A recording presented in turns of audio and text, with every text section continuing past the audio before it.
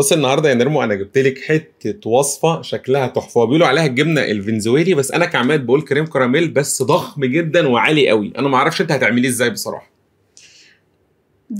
ده شيف اسباني ده يا عماد. ايوه بالظبط. بس هي اساسها كريم يعني هي مسمينها هناك جبنه فنزويلي. لكن هي اصلا كريم كراميل. هتعمليه ازاي بقى بالارتفاع ما شاء الله العالي قوي ده؟ تحس انها يعني كيكه قد كده ما شاء الله. لا عيب عليك، انا خذلتك قبل كده. لا انت من الاخر يعني زي ما بيقولوا من الاخر. يلا بينا. يلا. اول حاجه هنعملها ان احنا نكرمل السكر، وطبعا بما ان الموضوع صعب على نرمين فانا قررت اكرمله انا. هعمل ايه بقى؟ عجبكم كده؟ ده كوبايه الا ربع سكر هنحطها. حط السكر ورشرشوه، يعني ما تحطوش في حته واحده، خليكوا زي كده ناصحين. والناس اللي ما بينجحش معاها الكراميل بيبقى فيه صعوبه لغايه لما يسيح، ممكن تعملوا زي ما انا هعمل دلوقتي، معلقتين ميه صغنطاطين انا في العادي ما بحطش ميه، بس في ناس بتلاقي صعوبه في كرمله السكر، فعشان كده معلقتين الميه دول هيخلوا الموضوع اسهل واسرع. تمام. وطبعا مش هنقلب خالص، هنستنى لغايه اما في اخر الكرمله كده، اول ما نحتاج نقلب ارجع لكم. واول لما السكر بتاعي يبدا يدي لون، في الخطوه دي هبدا اقلب ونديها تقليبه كده، وفي الخطوه دي نهدي النار خالص عشان انا مش عايزه الكراميل بتاعي يتحروق او طعمه يبقى محروق. هنفضل نقلب كده لغايه لما كل السكر يدوب معانا. الله عليا وعلى ابداعي. عماد اللي عمل الكراميل يا جماعه. طبعا، امال ايه؟ بأمارة ان هو اللي قاعد بيقلب فيه. ايوه امال ايه يا بنتي، انا بقلب بالروح. ماشي يا عم الروح. خش بس. خلصت ولا لسه؟ بصوا يعني انا ما بحبش الكراميل بتاعي يبقى غامق قوي، يعني براحتكم، عايزين في الفيديو كان مغمقه للاخر يعني، بس يعني انا هخليه درجه متوسطه صراحه. انا ما بحبش الكراميل، بحسه بيتحرق لما بيبقى غامق، وده لون الكراميل اللي انا عايزاه، انا ما بحبوش غامق قوي. بعد كده هنجيب صينيه مقاس 18 وتكون طويله مرتفعه، اهم حاجه تكون مرتفعه، وبعد كده ننزل الكراميل فيها. بصوا بقى، وبعد كده بسرعه عشان الكراميل ما يقفش. هو اصلا عشان الحله ساعه في ثواني هتلاقوه جامد اهو. جامد اهو. نبدا بقى نلفه كده اهو. بصوا سخنت بالشكل الحلو ده. ايوه شكلها امور خالص. ونسيبها بقى على جنب. طبعا علشان تطلع مرتفعه زي اللي كانت موجوده في الفيديو فهنحتاج كميه كبيره. دول 10 بيضات، تقدروا تقللوا نص الكميه لو انتوا عايزين. فنجيب بقى ال10 بيضات بتوعنا، وبعد ما كسرت ال10 بيضات هتحط فانيليا.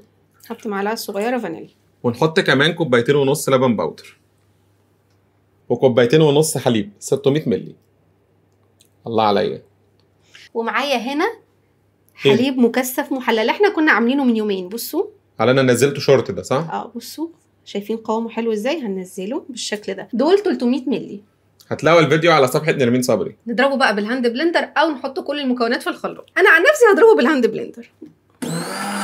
ونضرب بقى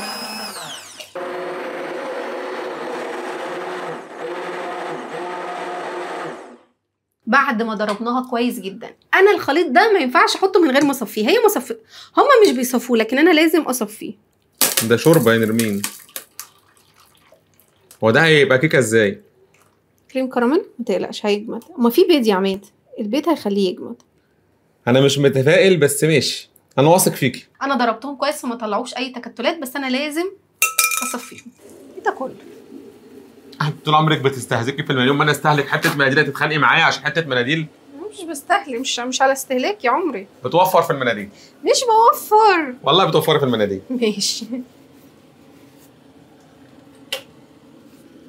بصوا بقى التسويه بقى هنعمل ايه؟ احنا بنسويه على حمام مائي. هنجيب صينيه وهنحط فيها منديل او فوطه. وبعد كده هنحط الكريم كراميل بتاعنا. تمام. ونغطيه. ولازم نغطي الكريم كراميل عشان ما يخشلوش ميه. لا عشان ما يخشلوش اي هواء، وعشان الوش بتاعه ما ينشفش. فهنقفلها بالشكل ده كويس. اجيب لك استك؟ لا مش للدرجه دي، قفلناها بس كويس. طبقه واحده بس. وطالما واحنا حاطين المنديل عشان خاطر الصينيه ما تتحركش. وبعد كده هنملى لنص الصينيه ميه مغليه. بصوا لو احنا حاطين الصينيه هنلاقيها بتطير، لكن احنا المنديل بيخليها تبقى ثابته اكتر. تمام. ودي هتاخد وقت قد ايه؟ وهنروح ندخلها الفرن على درجه حراره 200، هتاخد معانا 60 دقيقه، يعني ساعه بالظبط. وطبعا يا ريت ما تفتحوش عليها الفرن. بصوا ده هو شكلها. الراجل مسك حاجه ووسع بقى هنعملها. لنفسه. هي اخدت معايا في الفرن ساعه و10 دقايق، وطبعا عشان اختبرها حطيت لها خله في النص لغايه لما طلعت نظيفه. بعد ما طلعت من الفرن سبتها تبرد خالص ودخلناها التلاجة 7 ساعات. طب انا عايز اكل. حاضر نجيب سكينه بقى. طبعا انا مش هقلب عشان انا اخر مره قلبت كانت ايام صعبه، فانا مش هقلب.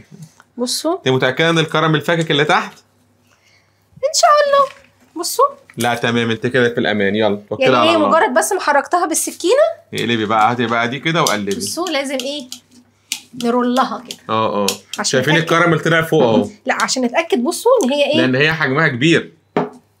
يلا بقى اللحظه الحاسمه، ربنا يستر. قلبي مش مرتاح لك. يلا. خير ان شاء الله، خير. واحد، اقلبي يا نرمين، اقلبي. الله نزلت. ايوه. هنعمل سقفه كبيره لماما. تعالى بقى نخش في اللحظه التاريخيه دي. يلا لحظه تاريخيه دي، خلي بالك. تعالى يا ابني، ارفعي يا نرمين وسمي. ارفعي.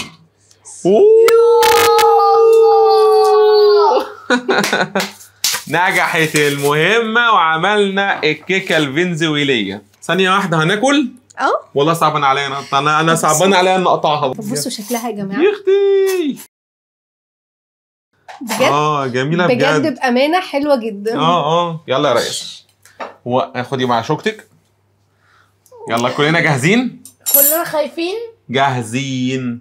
يا خبر ابيض، والله ما عارف جايلك قلب تقطعها ازاي. دي انا المفروض تشيليها للذكرى دي. طب بصي طيب. يا لهوي، تحسها ريفر. طلعي انطونيوس بره الكادر يا نرمين. واو، خدي بقى دي كده ولفيها على الكاميرا وندوق دي بقى. بصوا شكلها يا جماعه، نرمين المره دي ابدعت والله. يلا ندوق بقى. ندوق. انا اللي ادوق اول واحد. اول واحد بابا، تاني واحده ماما، انا دوق.